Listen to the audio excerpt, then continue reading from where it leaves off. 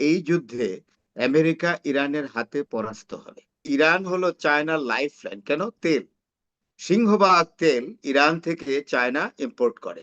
ইরানে ইরানের ভূগর্ভস্থ আপনার মিসাইল ফ্যাক্টরি আছে, মিসাইল নির্মাণের কারখানা আছে। ইরান যে প্রযুক্তিটা ব্যবহার করছে মিসাইল তৈরিতে, সেই প্রযুক্তিটা হলো চাইনিজ প্রযুক্তি। আমি প্রথমেই একজন চৈনিক অধ্যাপকের বক্তব্য দিয়ে শুরু করি। তিনি এই ট্রাম্প দ্বিতীয়বার ক্ষমতায় আসার আগে তিনটি কমেন্ট করেছিলেন, অর্থাৎ প্রেডিকশন করেছিলেন তিনটির দুটি আপনার সত্যি প্রমাণিত হয়েছে, আর একটি হবে, আমি ওইটা মনে করি। আমি এখন বলি, এই চৈনিক অধ্যাপকের নাম হলো, তার উচ্চারণ দুভাবে হয়, কেউ বলে সিএন, কেউ বলেন GN, what ever the pronunciation we don't know. উনি বলেছিলেন যে ট্রাম্প দ্বিতীয় মেয়াদে ক্ষমতায় আসবে, তার প্রেডিকশন সঠিক হয়েছে, এবং এসে তিনি ইরানের সাথে যুদ্ধ বাঁধাবেন, তার এটাও ঠিক হয়েছে।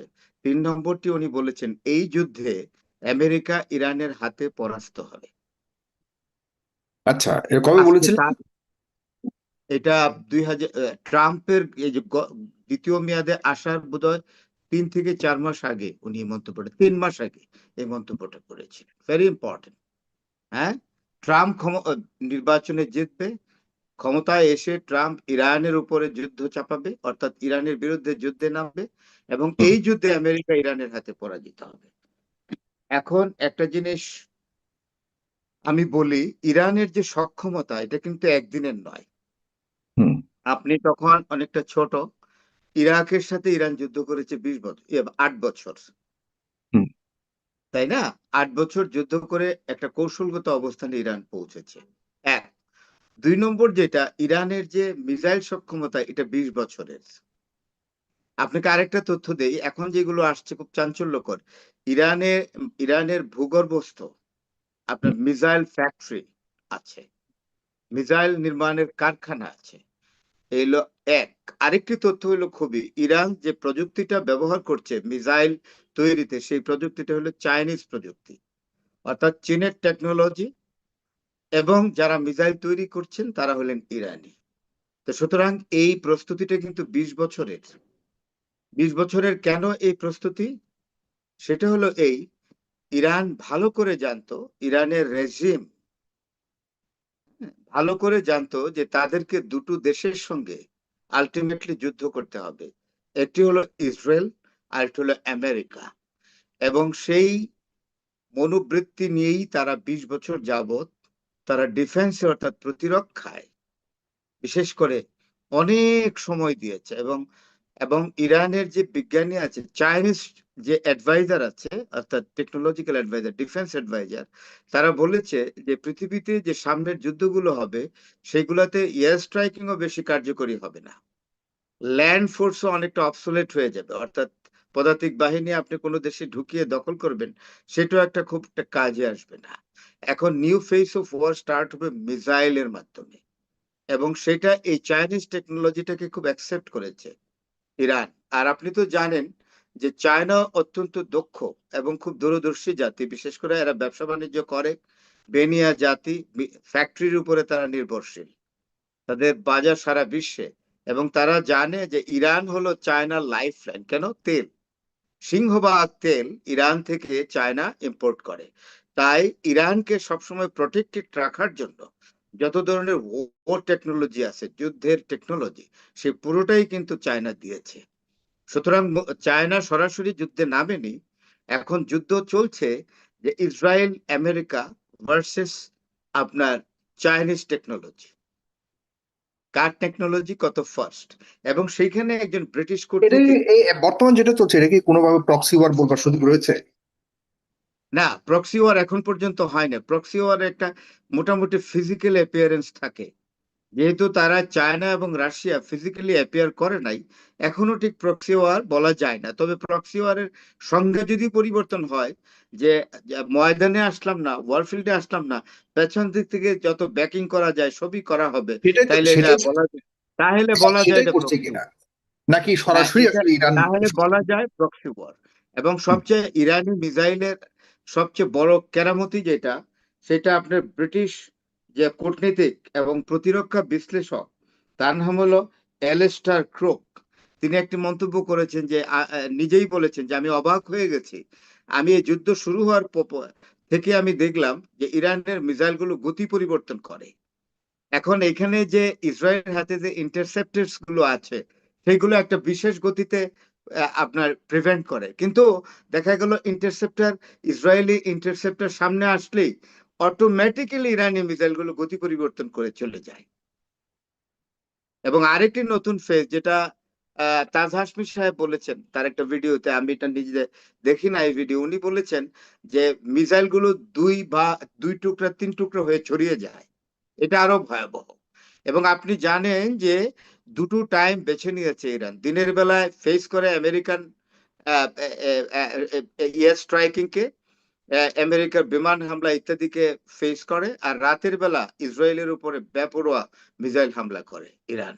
তো সুতরাং ডোনাল্ড ট্রাম্প যেটা করেছেন, ডোনাল্ড ট্রাম্প এবং ইসরায়েলের গোয়েন্দা বাহিনী যতই শার্প হোক না কেন, বা আমেরিকার সিআইএ যতই শার্প হোক না কেন, একটা জায়গায় কিন্তু ইরানের যে সামরিক সক্ষমতা, বিশেষ করে মিসাইলের কারণে এবং ড্রোনের কারণে ইরান যে এটা অ্যাচিভ করেছে, সেইটা ট্রাম্প এবং নেতানিয়াহু দুইজনে আন্ডার এস্টিমেট করেছে। তারা কিন্তু ইসরায়েলের সাথে যে ইরানের কয়েকদিন যুদ্ধ হলো গত বছর, প্রায় 12 দিন থেকে 15 দিনের মতো বলা যায়, হয়তো 12 দিন একেবারে র্যাকলেস ফাইটিং হয়েছে, সেখানে কিন্তু কিছুটা ইসরায়েল টের পেয়েছে, এবং তা থেকেই কিন্তু ইসরায়েল সবসময় ট্রাম্পকে দিয়ে চেষ্টা করছে যে ইরানের সাথে একটা ম্যাসিভ ওয়ারে যাওয়া। ট্রাম্প কার্ড খেলছে, মানে ভুল করেছে। ট্রাম্প কার্ড খেলেছে হলো, আপনার কার্ডটা খেলেছে হলো নেতানিয়াহু, ট্রাম্প কিন্তু বুঝতে পারেনি। কারণ যুদ্ধটা হলো ইসরায়েল ভার্সেস ইরান, আমেরিকা এখানে এসে ঢুকে পড়লো। আমেরিকা শুধু ঢুকেই পড়ে নাই, প্রথম অ্যাট্রাক্টটা করছে আমেরিকা এই যুদ্ধে। সুতরাং ইরানকে কোনোভাবেই দায়ী করা যায় না। এখানে ওয়ার ক্রিমিনাল হিসেবে দুইটি রাষ্ট্র চিহ্নিত হয়েছে, একটি হলো যুক্তরাষ্ট্র আর একটি হলো ইসরায়েল। এটা আমাদের মনে রাখতে হবে। আরেকটি জিনিস হলো, যুদ্ধ যে এতটা ছড়িয়ে যাবে সেটা কিন্তু ট্রাম্প এবং ইসরায়েল, বা আমেরিকা এবং ইসরায়েল কোনোভাবে এটা বুঝতে পারে নাই, নেতানিয়াহু পারে নাই, ট্রাম্পও বুঝতে পারেনি। আপনি দেখেন আজারবাইজানে কিন্তু অ্যাটাক করেছে ইরান, আপনি জানেন তো। আজারবাইজানের সীমান্ত, আজারবাইজানের সাথে যে খুব খারাপ সম্পর্ক তা না, কিন্তু আজারবাইজানের আমেরিকান ঘাঁটিতে অ্যাটাক করেছে। আজারবাইজানে একটা আমেরিকান ঘাঁটি আছে।